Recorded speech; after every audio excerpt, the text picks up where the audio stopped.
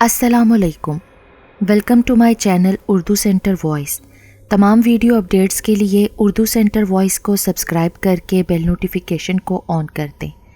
तो आइए सुनते हैं आज की वीडियो में किसी की ज़िंदगी पर बीता एक सच्चा, होलनाक और पुरअसरार वाक़या। ये दिसंबर की एक यकबस्ता रात थी। रात के 12 बजे सभी गांव वाले अपने अपने घरों में दुबके गहरी नींद सो रहे थे। सावन खामोशी के साथ अपने बिस्तर से उठा और उसने साथ ही चारपाइयों पर सोते अम्मा और अब्बा पर नज़र डाली। दोनों ही बेखबर सो रहे थे। सावन बिस्तर पर बैठा कुछ सोचता रहा, फिर दीवार गिर खूंटी पर टंगी जैकेट पहनकर दोबारा बिस्तर पर आया और सरहाने रखी किताबें उठाकर अंधेरे में उन्हें कुछ देर तक देखकर मुस्कुराता रहा, जैसे वो उन किताबों को पढ़कर अपने ख्वाब की तकमील को पूरा कर लेगा। फिर बग़ैर आवाज़ किए धीरे धीरे कदमों से कमरे के दरवाजे तक आया और आहिस्तगी के साथ इस एहतियात से दरवाज़ा खोलने लगा कि जिससे कोई आहट ना हो और उसके अम्मा अब्बा की नींद ना ख़राब हो। जिस बग़ैर आहट के वो कमरे से बाहर निकला, इस तरह मोहतात तरीके से उसने कमरे का दरवाज़ा दोबारा बंद कर दिया। कमरे से बाहर निकल कर सहन में पड़ी चप्पल पहनकर घर से बाहर निकल गया। अब उसका रुख गांव से मुत्तसिल जंगल की जानिब था।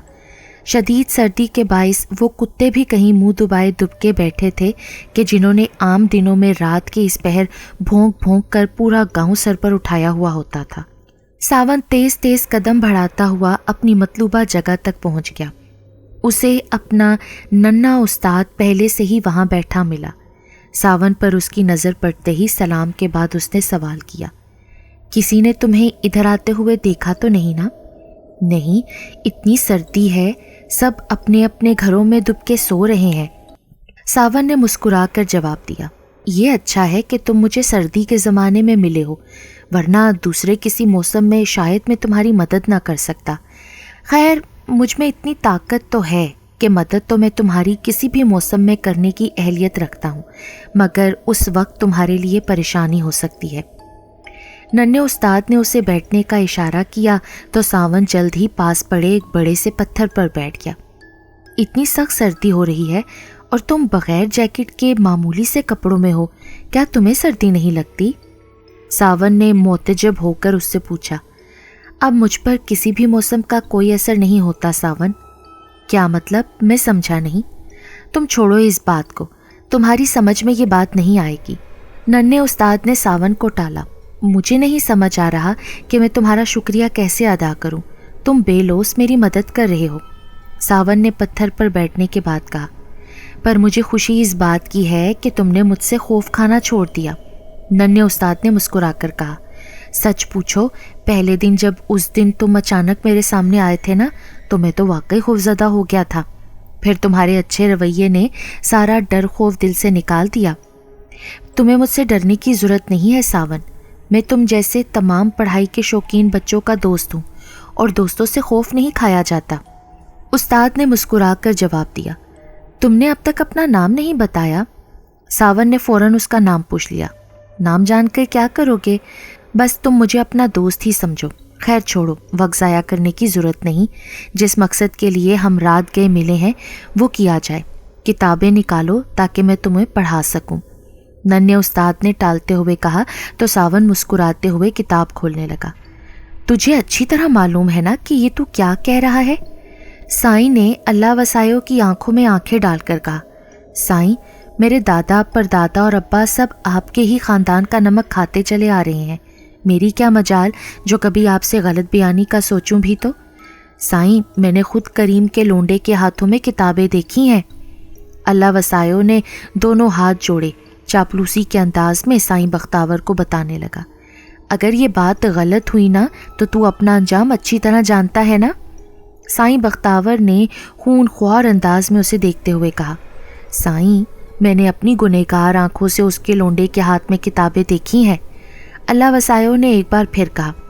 करीम और उसके लोंडे को तो मैं बाद में देख लूँगा, सबसे पहले मुझे उससे निमटना है जिस किसी ने भी उसके हाथ में ये किताबें थमाई हैं। साईं ने मूंछों को ताव देते हुए कहा। سائیں مجھے کچھ دن دیجیے، میں خود معلوم کرتا ہوں کہ کریم کے لونڈے کے ہاتھ میں کتابیں پکڑانے کی گستاخی کس نمک حرام کی ہے۔ اللہ وسائیوں نے ایک بار پھر چاپلوسی کی۔ کچھ دن نہیں، مجھے صرف 2 دن میں پتہ کر کے بتا کہ یہ حرکت کس کی ہے۔ سائیں بختاور نے انگلی کے اشارے سے اللہ وسائیوں کو سختی سے تاکید کی اور باہر نکل جانے کا اشارہ کیا۔ بہتر سائیں، بہتر، اللہ وسائیوں نے فوراً کہا اور ہاتھ جوڑے جوڑے ہی قدموں واپس سائیں بختاور کی حویلی سے نکل گیا۔ اللہ وسائیوں کے جانے کے بعد سائیں بختاور گہری سوچ میں پڑ گیا اور سوچنے لگا کہ کریم کے لونڈے کی ہمت کیسے ہوئی پڑھائی کے بارے میں سوچنے کی بھی، ابھی اس کا بندوبست کرنا ہوگا۔ سائیں بختاور زیر لب بڑبڑایا، اماں مجھے پڑھنا ہے، پڑھ لکھ کر ڈاکٹر بننا ہے تاکہ اس گاؤں کے غریب لوگوں کا مفت علاج کر سکوں۔ 11 سالہ رضا نے اپنی ماں کے سامنے خواہش کا اظہار کیا، پر پتر اس گاؤں میں پڑھنے کا رواج نہیں ہے، سائیں کو پسند نہیں کہ اس گاؤں میں کوئی تعلیم حاصل کرے۔ اس گاؤں میں اسکول تو ہے مگر وہاں تعلیم دینے کے بجائے سائیں کے پالتو گھوڑے بندھے ہوئے ہیں۔ بہتر یہی ہے کہ تو بھی پڑھنے کا خیال دل سے نکال دے۔ رضا کی ماں نے اسے سمجھایا، اس گاؤں میں نہیں تو کیا ہوا، میں شہر جا کر داخلہ لوں گا اماں، وہاں خوب محنت سے پڑھوں گا، تمہارا بھی نام روشن ہوگا اور مستقبل میں اس گاؤں کے کام بھی تو آؤں گا نا۔ ننھے رضا نے ایک بار پھر اپنے دل کی بات کہی، جو کام کرنا ممکن نہیں پتر اسے بھول جا، تو کیا گاؤں کا کوئی بھی بچہ نہیں پڑھ سکتا، اور ویسے بھی ہم غریب لوگ سائیوں سے دشمنی نہیں مول لے سکتے۔ پاس بیٹھے ہی اس کے باپ اکرام نے بھی بچے کی مخالفت کی۔ میں خود سائیں سے بات کروں گا ابا، مجھے یقین ہے وہ مجھے پڑھنے کی اجازت ضرور دے گا۔ ننھے رضا نے کہا، بس زیادہ بکواس نہ کر، تو ہمارا اکلوتا پتر ہے۔ رضا کے باپ نے اسے گلے سے لگاتے ہوئے کہا تو رضا باپ کے سینے سے لپٹے گہرائی کے ساتھ کچھ سوچنے لگا۔ کہاں جا رہے ہو؟ ساون نے عقب سے آئی آواز پر فوراً پلٹ کر دیکھا تو اسے ایک اجنبی لڑکا نظر آیا۔ گھر جا رہا ہوں، ساون نے گھبرا کر جواب دیا۔ مجھے اندازہ ہے کہ تمہیں پڑھائی میں دقت پیش آ رہی ہے، اگر تم چاہو تو میں تمہاری مدد کر سکتا ہوں۔ اجنبی لڑکے نے ساون کو مدد کی پیشکش کی۔ مگر تم کون ہو اور اس ویرانے میں کیا کر رہے ہو؟ ساون نے اس کی پیشکش کا جواب دینے کی بجائے الٹا اس سے سوال کیا۔ میری چھوڑو، میں بس اتنا جانتا ہوں کہ تم کسی کے خوف سے اس جنگل میں اس ویران حصے میں دیر تک پڑھنے کی کوشش کرتے رہتے ہو مگر ناکام ہو۔ اجنبی لڑکے نے فوراً جواب دیا، تم یہ سب کیسے جانتے ہو؟ اور میں نے تم کو اس سے پہلے کبھی اس گاؤں میں نہیں دیکھا، کون ہو تم؟ ساون نے خوفزدہ ہو کر پوچھا۔ میں بھی سالوں پہلے تمہاری طرح اسی گاؤں میں رہتا تھا۔ پھر اجنبی لڑکے نے جملہ ادھورا چھوڑ دیا۔ پھر کیا ہوا؟ پھر کچھ نہیں، چھوڑو تم، لیکن تم گھبراؤ نہیں، میں تمہیں کچھ نقصان نہیں پہنچاؤں گا، میں تو پڑھائی میں تمہاری مدد کرنا چاہتا ہوں۔ اجنبی لڑکے نے اپنائیت سے کہا، میں یہاں مزید نہیں رک سکتا نا، مغرب ہونے والی ہے، مجھے اندھیرا پھیلنے سے پہلے ہر حال میں گھر پہنچنا ہے، اماں کی تاکید ہے یہ۔ ساون نے نہ رکنے کی وجہ بتائی۔ صرف 10 منٹ میں تمہاری مدد کر دوں گا، مجھ پر اعتبار تو کرو نا۔ اجنبی لڑکے نے مزید قریب ہو کر ساون کا ہاتھ پکڑ کر کہا تو ساون کو اس کے سرد ہاتھوں کے لمس سے جھرجھری سی آ گئی اور وہ نہ چاہتے ہوئے بھی اس اجنبی لڑکے کے پاس بیٹھ گیا۔ ہاں ایک بات اور، میرے خیال سے یہ وقت پڑھائی کے لیے مناسب نہیں ہے، کل سے تم کو میرے بتائے ہوئے وقت پر پیچھے کی جانب جنگل میں آنا ہوگا، وہاں آمد و رفت بھی نہیں ہوتی اور کسی کی نظر بھی ہم پر نہیں پڑے گی۔ اجنبی لڑکے نے خطرے کو محسوس کرتے ہوئے کہا تو ساون نے مسکراتے ہوئے گردن ہلا کر رضامندی کا اظہار کر دیا۔ اسی اثنا میں جب ساون کی نظر اس اجنبی لڑکے کے چہرے پر پڑی تو وہ ایک دم سے گھبرا گیا۔ اچانک ہی اس اجنبی لڑکے کا چہرہ متغیر ہونے لگا اور اس کی آنکھیں دھیرے دھیرے انگارے کی طرح سرخ ہونے لگیں۔ نہ جانے ساون کہاں رہ گیا ہے، اس سے پہلے تو کبھی اتنی دیر نہیں ہوئی اسے۔ اماں نے فکر مند ہو کر ساون کے باپ کریم سے کہا، ارے یہاں دوستوں میں کہیں بیٹھ گیا ہوگا نا، تو کاہے پریشان ہو رہی ہے نیک بخت؟ کریم نے اپنی بیوی کو دلاسا دیا۔ میرے دل میں تو کافی ہول اٹھ رہا ہے، نہ جانے کہاں سے کتابیں اٹھا لی ہیں اس نے پڑھنے کے لیے۔ اگر سائیں بختاور کو پتہ چل گیا نا کہ ساون پڑھائی میں دلچسپی لینے لگا ہے تو… ساون کی ماں کہتے کہتے رک گئی اور خوفزدہ ہو گئی۔ کچھ نہیں ہوگا، زمانہ بدل گیا ہے، سائیں بختاور کی بھی اب سوچ بدل چکی ہوگی۔ کریم نے اپنی بیوی کو دلاسا دیا۔ دنیا کی ہر چیز یہ جاگیر اور وڈیرے اپنے ہی لیے اچھا سمجھتے ہیں. غریب اگر اپنے آپ کو سدھارنے یا بہتر کرنے کی کوشش کرے نا تو یہ لوگ اس کے جانی دشمن ہو جاتے ہیں.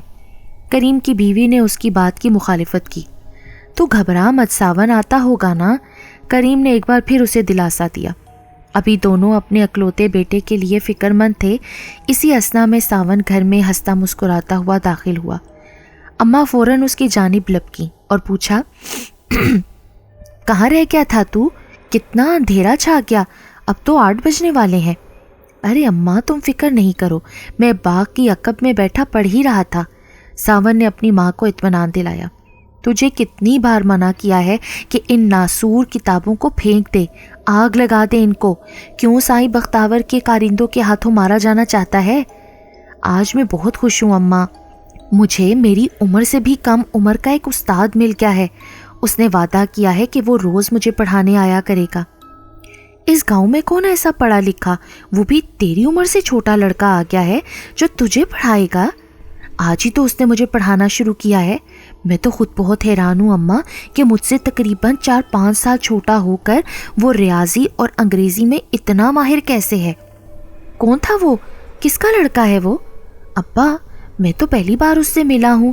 وہ کہہ رہا تھا کہ برسوں پہلے وہ اس گاؤں میں رہتا تھا. تجھ سے چھوٹا بچہ، وہ بھی برسوں پہلے اس گاؤں میں رہتا تھا. ابا مجھے کچھ نہیں پتا، مجھے اب ہر حالت میں پڑھنا ہے. میں تو روز جاؤں گا اس سے پڑھنے، وہ بہت اچھا پڑھاتا ہے ابا. ارے کیوں اپنی جان کا دشمن بنا ہوا ہے؟ بس بہت ہو گیا، اب مت جائیو تو پڑھنے. ساون کی اماں نے فوراً مخالفت کی. ابا تو ہی اماں کو سمجھا، میں تو جاؤں گا، بس میں نے کہہ دیا ہے. ساون نے کہا اور صحن سے اندر کمرے میں چلا گیا. اکرام کا لڑکا آپ سے ملنے کی ضد کر رہا ہے سائیں. سائیں بختاور بیٹھک میں بیٹھا تھا کہ اس کے نوکر نے آ کر اطلاع دی. اکرام کا لڑکا مجھ سے ملنے کی ضد کر رہا ہے؟ پر کیوں؟ سائیں میں نے بھی پوچھا تو کہتا ہے کہ وہ آپ کو ہی بتائے گا. بس ٹھیک ہے، بھیج اسے اندر. السلام علیکم چھوٹے سائیں. وعلیکم السلام.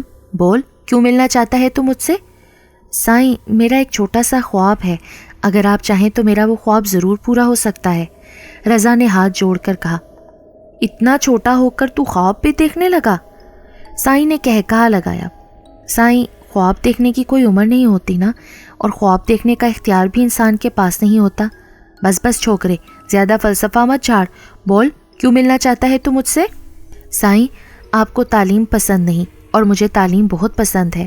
میں شہر جا کر پڑھنا چاہتا ہوں. ارے ٹانگ بھر کے چھوکرے، لگتا ہے تجھے اپنی زندگی سے پیار نہیں. گاؤں میں آج تک کسی کی بھی اتنی جرت نہیں ہوئی جو سائیں بختاور کے سامنے کھڑے ہو کر تعلیم کی بات کرے. تعلیم حاصل کر لینے سے تم لوگوں کا دماغ خراب ہو جاتا ہے، پھر تم کمی ذات اپنے حقوق کے لیے ہمارے سامنے ہی کھڑے ہو جاتے ہو. اس لیے تعلیم سے مجھے شدید نفرت ہے. مگر سائیں مجھے تو پیار ہے نا، میں ڈاکٹر بن کر یہاں کے غریبوں کا مفت علاج کرنا چاہتا ہوں. تیرے باپ نے کبھی پڑھا ہے جو تو پڑھے گا؟ سائیں بختاور نے اسے آنکھیں دکھائیں. میرے باپ نے نہیں پڑھا، اسی لیے تو سائیں میں پڑھنا چاہتا ہوں، اور آپ اجازت نہیں بھی دیں گے نا میں تب بھی پڑھوں گا. رضا نے سائیں کے غصے کو نظر انداز کرتے ہوئے اس کی آنکھوں میں آنکھیں ڈال کر دیکھتے ہوئے حتمی انداز میں جواب دیا اور حویلی سے باہر نکل گیا. سائیں بختاور کو ننھے رضا کی خود اعتمادی پر غصے کے ساتھ ساتھ تعجب بھی ہوا. اس نے محسوس کیا کہ اگر یہ بچہ اپنے مقصد میں کامیاب ہو گیا تو جس بہادری کے ساتھ یہ آج اس کے سامنے کھڑا ہو کر بات کر رہا ہے، مستقبل میں وہ ان کے لیے پریشانی کا سبب بھی بن سکتا ہے. کچھ دیر سوچنے کے بعد اس نے جیب سے موبائل نکال کر کسی کو کچھ ہدایات دیں. فون رکھنے کے بعد مکرو انداز سے وہ اپنی مونچھوں کو تاؤ دینے لگا. ایک رات اچانک ساون کی ماں کی آنکھ کھلی اور جب اس نے اپنے برابر میں ساون کا بستر خالی دیکھا تو گھبرا کر اٹھ بیٹھی. پہلے تو سمجھی کہ ساون بیت الخلاء میں ہوگا، مگر جب کافی دیر تک وہ واپس کمرے میں نہ آیا تو اس کی پریشانی بڑھ گئی اور خود اٹھ کر صحن میں آئی، مگر بیت الخلاء کا دروازہ بھی کھلا ہوا تھا. یعنی ساون اتنی رات گئے سخت سردی کے عالم میں گھر سے باہر ہے، مگر اتنی رات گئے اسے باہر کیا کام پڑ گیا. وہ مزید پریشان ہو گئی اور دوبارہ کمرے میں آ کر اس نے بے خبر سوئے کریم کو اٹھایا اور ساون کے گھر میں نہ ہونے کی اطلاع دی تو وہ بھی پریشان ہو کر اٹھ بیٹھا اور چادر اوڑھ کر تیزی کے ساتھ گھر سے باہر نکل آیا. باہر دور دور تک ہو کا عالم تھا. آدم نہ آدم زاد، कोई भी उसे बाहर नजर ना आया। दोनों मियाँ बीवी की परेशानी मुसलसल बढ़ती जा रही थी कि बगैर बताए सावन न जाने कहाँ चला गया। दोनों मियाँ बीवी अंधेरे में आंखें फाड़े चारों तरफ सावन को तलाश कर ही रहे थे कि इसी असना में सावन उन्हें जंगल वाले रास्ते की तरफ से आता नजर आया। जैसे ही सावन की नज़र उन पर पड़ी तो वो भी एकदम घबरा गया, मगर दूसरे ही लम्हे उसने अपने आप को संभालते हुए उनके करीब पहुंचकर कहा, क्या हुआ अम्मा अब्बा? अरे कहाँ चला गया था तू, वो भी सख्त सर्दी में, रात की इस पहर? वो मैं पढ़ने गया था अब्बा। अरे तुझे कितनी बार मना किया है कि आग लगा दे इन किताबों को। ये पढ़ने का कौन सा वक्त है तेरा, इतनी रात के कौन पढ़ता है बेटा? अब के अब्बा ने जवाब दिया, मैंने आपको बताया था ना कि मुझे मेरा दोस्त पढ़ाने आता है, उसी ने इस वक्त बुलाया था। कौन है तेरा ऐसा दोस्त जो तुझे इतनी रात को पढ़ाने आता है? चल मुझे भी तो दिखा। सावन के अब्बा ने जंगल की जानिब उसे ले जाने की कोशिश की। वो जा चुका है अब्बा, अभी कोई फ़ायदा नहीं उस तरफ जाने का। पर वो है कौन? अम्मा ने नामालूम लड़के के बारे में झुंझलाकर पूछा। मुझे नहीं मालूम कौन है, 11 साल उम्र होगी उसकी, बस वो मुझे रोज़ पढ़ाने आता है और बहुत अच्छा पढ़ाता है। मुझे उसका पढ़ाया हुआ समझ में आता है अम्मा, अब मैं शहर जाकर दाखिला ज़रूर लूँगा। सावन ने खुश होकर कहा। क्या उम्र बताई थी तूने उसकी? अब्बा मेरे अंदाजे के मुताबिक 11 साल का तो होगा वो। उम्र जानने के बाद दोनों मियाँ बीवी ने एक दूसरे की जानिब परेशान होकर देखा और खामोशी के साथ अपने अपने बिस्तरों पर दराज हो गए। अम्मा अब्बा की डिपट के बायस सावन ने कुछ दिन के लिए पढ़ाई का ख्याल दिल से निकाल दिया और खामोशी से ही घर में पड़ा रहा। पढ़ने न जाने की वजह से उसका दिल बहुत ही बेचैन हो रहा था कि किसी तरह उड़कर अपने नन्हे उस्ताद के पास दोबारा जाने लगे और पढ़ाई का सिलसिला दोबारा शुरू हो जाए, और उसे ये भी फिक्र थी कि उसका उस्ताद उसके लिए वहाँ रोज़ आता होगा। जब उसकी बेचैनी हद से बढ़ने लगी तो उसने उसी रोज़ रात गए खामोशी से घर से जंगल जाने का इरादा किया और रात होने का शिद्दत से इंतज़ार करने लगा। जब उसने महसूस किया कि अम्मा और अब्बा दोनों बेखबर सो चुके हैं तो उसी अंदाज में एहतियात के साथ उठा, जैकेट पहनकर घर से बाहर निकल गया। उसके घर से निकलने की देर थी कि उसके अम्मा और अब्बा खुद भी उसके बाहर जाने के इंतज़ार में थे, तो वो दोनों भी खामोशी से उठे और सावन के नन्हे उस्ताद के बारे में जानने के लिए घर से बाहर सावन के पीछे जंगल की जानिब चल पड़े। दोनों इस तरह सावन का पीछा कर रहे थे कि उसको उनके आने का शुबा भी न हुआ। जंगल के वस्त में पहुंचकर सावन ने देखा कि उसका नन्हा उस्ताद वहां पहले से ही मौजूद था और बेचैनी से उसका इंतज़ार कर रहा था। जैसे ही उसकी नज़र सावन पर पड़ी तो गुस्से में बोला, अगर इतने दिन नहीं आना था तो मुझे बता देते ना, मेरा वक्त क्यों बर्बाद किया तुमने? वो मेरे अम्मा अब्बा को तुम्हारे बारे में पता चल गया है, उन्होंने ही मना किया था यहाँ आने के लिए। वो तो ये भी कहते हैं कि पढ़ने वालों को साईं बख्तावर कत्ल करवा देता है। सावन ने ना आने की वजह बताई। साईं बख्तावर, साईं बख्तावर, साईं बख्तावर, उसका इंतज़ाम अब मुझे करना ही पड़ेगा। नन्हे उस्ताद ने बाआवाज़े बुलंद 3 बार गुस्से में कहा और सुर्ख आंखों के साथ अपनी हथेली पर मुक्के बरसाने लगा। फिर जैसे ही नन्हे उस्ताद की नज़र सावन के पीछे उसके माँ और बाप पर पड़ी तो उसे शदीद गुस्सा आ गया और गुस्से से चिल्लाया, तू इनको साथ क्यों लाया है? तूने अच्छा नहीं किया। सावन ने जैसे ही पलट कर देखा तो उसे भी हैरत का झटका लगा कि उसके पीछे उसके अम्मा और अब्बा खड़े थे। मैं तो अम्मा अब्बा को साथ नहीं लाया, सावन ने अपनी अम्मा अब्बा की जानिब ही देखते हुए उससे कहा, और जूं ही पलटकर उसने नन्हे उस्ताद की जानिब देखा तो उसे वहाँ वो नज़र नहीं आया। चल जल्दी घर की तरफ मर। अम्मा ने गुस्से में सावन का बाजू पकड़कर तेज़ी से अपनी जानिब खींचा। अम्मा, मेरा उस्ताद अभी यहाँ खड़ा था, न जाने कहाँ चला गया एकदम, शायद वो गुस्सा हो गया है। सावन ने हाथ छुड़ाने की कोशिश की। अरे तेरा सत्यानाश, ये तेरा उस्ताद नहीं बल्कि इसका नाम रज़ा है, जो 10 साल पहले कत्ल हो चुका है और इसी जंगल से इसकी लाश मिली थी। सावन की अम्मा ने बदस्तूर उसे बाजू से खींचते हुए तेज़ी के साथ घर की जानिब ले जाने की कोशिश की। तो क्या मैं इतने दिन एक कत्ल हो जाने वाले लड़के से पढ़ता रहा हूँ? अब सावन को खौफ से झुरझुरी आ गई। हाँ, ये इकराम का लोंडा रज़ा था, इसे साईं बख्तावर ने पढ़ने की पादाश में कत्ल करवा दिया था। सावन के अब्बा ने भी उसे हकीकत बताई। ओ मेरे खुदाया, तो क्या अब तक मैं एक रूह से पढ़ता रहा हूँ? सावन खौफजदा हो गया اور اماں ابا کے ساتھ تیز تیز گھر کی جانب قدم بڑھا دیے۔ ڈر اور خوف کے باعث ساون نے پھر کبھی جنگل کی طرف جانے کی کوشش نہیں کی۔